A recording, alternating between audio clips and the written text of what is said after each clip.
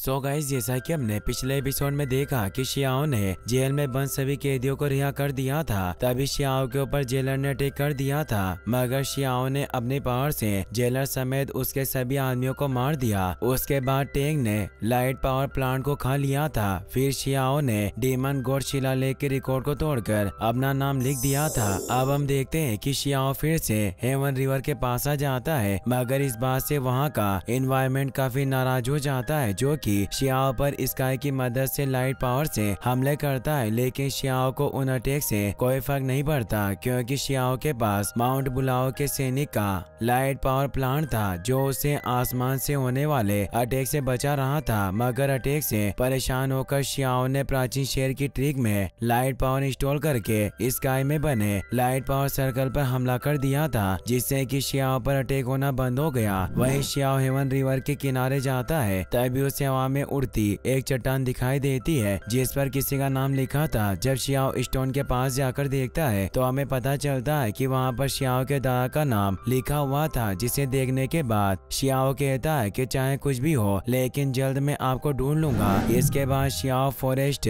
Desert, mountain जैसी बहुत सारी जगह जाकर अपने दादा को ढूंढता है, मगर उसे कोई नहीं मिलता। वहीं शियाओ जब दूसरी जगह जाता है तो उसे एक लड़का थंडर एक्ट ट्री की कल्टीवेशन करते दिखाई देता है, जिसे देखकर शियाओ को पता चल गया था कि यह जो भी लड़का है वो तियान यून वेनेरेबल कंट्री की फर्स्ट जनरेशन का है। फिर शियाओ उस लड़के के पास जाकर कहता है कि मेरा नाम हुआंग है, लेकिन तुम्हारा क्या नाम है? तो लड़का बताता है कि मेरा नाम ली यून कोंग है। ये सुनकर शियाओ कहता है कि तुम्हारे देश के जो एल्डर है वो अपने लेवल को बढ़ाने के लिए थंडर लो ट्रिक का यूज करते हैं, इसी के चलते तुम्हें भी इस ट्रिक में जीनियस होना चाहिए। तो ली कहता है कि मैं इस ट्रिक में जीनियस नहीं हूँ, क्योंकि हमारे देश में एक रियल जीनियस है जो कि डबल प्यूपिल वाला व्यक्ति है, जिसे हमारी कंट्री में अपराजय मिथा के रूप में जाना जाता है। और खास बात तो ये है कि जब से मैं बोर्न हुआ हूँ तब से मैं कभी नहीं आ रहा, इसीलिए मैं डबल प्यूपिल के साथ बहुत कुछ सीखना चाहता था। और जब मैं उसके पास सीखने गया तो मैंने उसके 500 मुक्के मारे और कई बार उसे दबाया।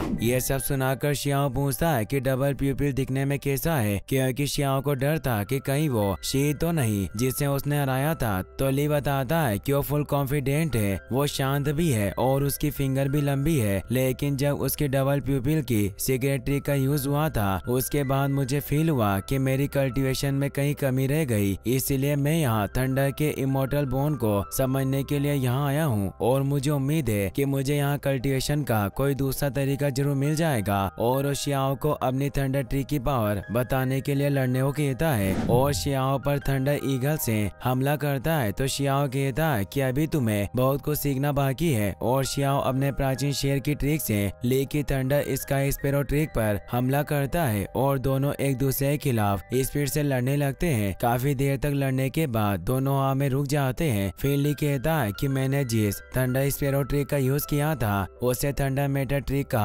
लास्ट लेवल माना जाता है, लेकिन मैं तुम्हारी सुहानी ट्रिक के बारे में सोच रहा हूँ जो कि इतनी सीक्रेट है कि उसने मुझे हरा दिया। ये सुनकर शियाओ सोचता है कि ली बचपन से कभी नहीं हारा, लेकिन आज मैंने इसे हरा दिया, जिसकी वजह से इसका भरोसा खुद पर से उठ गया। अगर ऐसे ही चलता रहा तो मुझे डर है कि इसका इफेक्ट इसकी कल्टीवेशन पर पड़ेगा। तो शियाओ ली के पास जाकर उसे कहता है कि हमें दोनों को अपने इन ट्रिक्स को आपस में बदल लेना चाहिए। यह सुनकर ली सोचता है कि स्पैरो थंडर ट्रिक एक सीक्रेट ट्रिक है जिसे फैलाया नहीं जा सकता, साथ ही दोनों को समझना भी बहुत मुश्किल है। तो शियाओ कहता है कि अगर हम दोनों ट्रिक को आपस में बदल लेते हैं तो इससे हम दोनों का फायदा होगा। ये कहकर शियाओ वहाँ से चला जाता है। तभी ली शियाओ का पीछा करके कहता है कि मैं तुमसे कोई सीक्रेट नहीं छिपाना चाहता। और दोनों एक दूसरे की मदद करने के लिए मान जाते हैं। वहीं कुछ देर बाद शियाओ लाइट पावर प्लांट को सामने रखकर कल्टीवेशन करने लगता है और सोचता है कि इस ट्रिक को सीखने के बाद मैं अपने दादाजी को ढूंढने के लिए और डीप जाऊंगा। जब शियाओ थंडर ट्री की कल्टीवेशन करता है तब वो स्काई से भी थंडर पावर को चुरा लेता है ताकि वो और पावरफुल बन जाए। तभी हेवन रिवर में एक लाश तैरते हुए किनारे पर आती है, जिसके हाथ में एक थंडर पोर्ट थे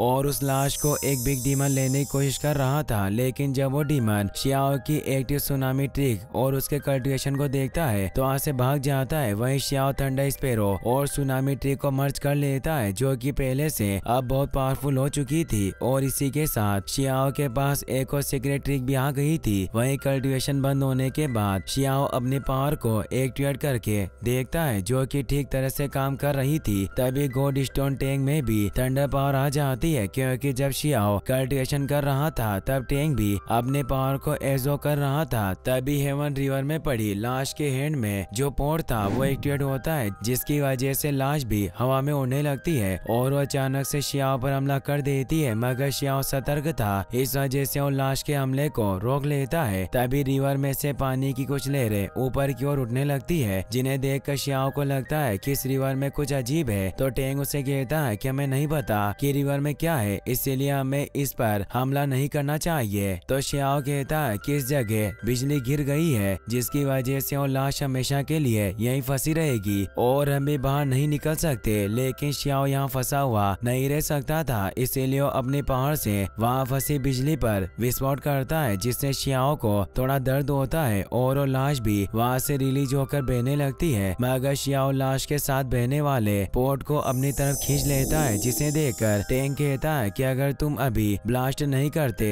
तो मुझे लगता है कि हम भी इस रिवर में लाश की तरह बहते रहते। फिर शियाओ लाइट पोर्ट को खोलता है, जिसके अंदर से कलरफुल लाइट्स निकलती है और पोर्ट के अंदर कुछ और सामान भी थे। तभी वो बिग डीमन जो कि शियाओ को छिपकर देख रहा था, वो मौका मिलते ही शियाओ पर हमला कर देता है। मगर डीमन के बारे में शियाओ को पता नहीं था, लेकिन उसे हमले का एहसास हो जाता है और वो अपने आप को बचा लेता है। तभी डीमन का अटैक किया हुआ वार फिर से शियाओ पर हमला करता है, मगर इस बार शियाओ को पता चल जाता है और वो अपने ऊपर होने वाले अटैक को रोक लेता है और खुद को एक सेफ्टी शील्ड से प्रोटेक्ट कर लेता है। मगर डीमन पीछे से अटैक करके शियाओ की शील्ड को तोड़ देता है। तभी शियाओ देखता है कि उसके सामने एक बहुत बड़ा डीमन है जो उससे लाइट पोर्ट को मांगता है। तो शियाओ कहता है कि तुम तो वो चोर हो जो मरना पसंद करते हो, लेकिन तुमने अपनी जान जोखिम में डालने की कोशिश की, जबकि तुम्हें पता चल गया होगा कि मैं सर्वशक्तिशाली हूँ। तो डीमन कहता है कि तुम्हें चिंता करने की कोई जरूरत नहीं है, मैं पहले से ही तुम्हारी पहुंच से बाहर हूँ। यह सुनकर शियाओ डीमन को मारने के लिए अपनी लाइट पावर को एक्टिवेट करता है और टैंक को बताता है कि डीमन बस एक डिवाइस फ्लेम प्रैक्टिशनर है, इसके अलावा जरूर कोई सीक्रेट ट्रेजर होगा जो लो की पावर को झेल सकता है, इसीलिए हमें इससे लड़ने की जरूरत नहीं है, क्योंकि ऐसा करने से उसकी बॉडी के डिफेंसिव ट्रेजर खत्म हो जाएंगे। इसीलिए हम दोनों को मिलकर एक प्लान बनाना होगा। तो टैंक कहता है कि मैं लालची आदमी नहीं हूँ, इसीलिए तुम्हारा साथ नहीं दूंगा। अगर तुम गुड नाइट टेक कर मुझसे रिक्वेस्ट करो तो मैं तुम्हारा साथ दे सकता हूँ। तो शियाओ उस लाइट पोर्ट को बाहर निकाल कर उछालने लग जाता है, जिसे देखकर डीमन भड़क जाता है और पोर्ट को अपने मुंह में खींचने लगता है। डीमन की पावर इतनी ज्यादा थी कि वो टैंक को भी अपनी तरफ खींच रहा था। ये देखकर टैंक डीमन से कहता है कि तुम्हारी हिम्मत कैसे हुई मुझे नाराज करने की। तो डीमन कहता है कि मुझे इस बात से कोई फर्क नहीं पड़ता कि लाइट पोर्ट के साथ मेरे मुंह में तुम्हारी बॉडी भी जा रही है, क्योंकि यहाँ जो भी है सब मेरा है। तभी शियाओ टैंक को बचाने के लिए उसे लाइट पोर्ट में खींच लेता है और अपनी पावर से रिवर के पानी को एक्टिवेट कर देता है, जिसे देखकर डीमन एरो से शियाओ पर हमला करता है, मगर नदी का पानी उसके हमले को रोक लेता है। तभी डीमन खुद को बचाने के लिए एक फॉर्मेशन एक्टिवेट कर लेता है और शियाओ पर हमला करता है, जिसकी वजह से शियाओ को काफी चोट लगती है और वो लाइट पोर्ट के अंदर बैठ जाता है। फिर शियाओ टैंक को बताता है कि जैसे नदी का पानी शांत होगा